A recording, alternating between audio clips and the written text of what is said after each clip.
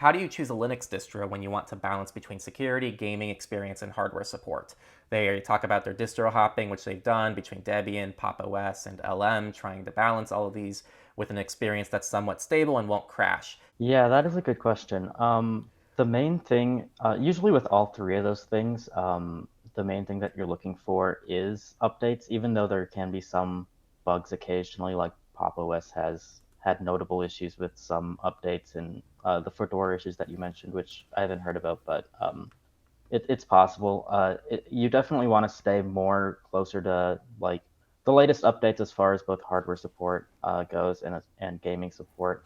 One thing I know people do with Fedora is they run like one version behind because technically the last two are supported. So like if Fedora 41 is out, for example, you run 40 until 42 comes out and then you run 41. So you can kind of lag behind like that if you don't want to be like exactly on the bleeding edge. But even the bleeding edge of Fedora is still like highly tested in most cases. So if you're on the latest releases, it's not a big deal for most people, I would say.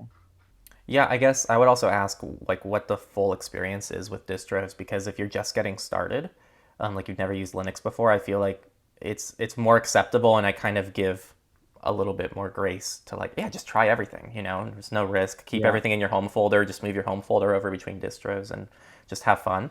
But I feel like if you're someone more established, you've tried Linux in the past, and you're actually trying to find something to really settle down with, um, every operating system's going to have issues.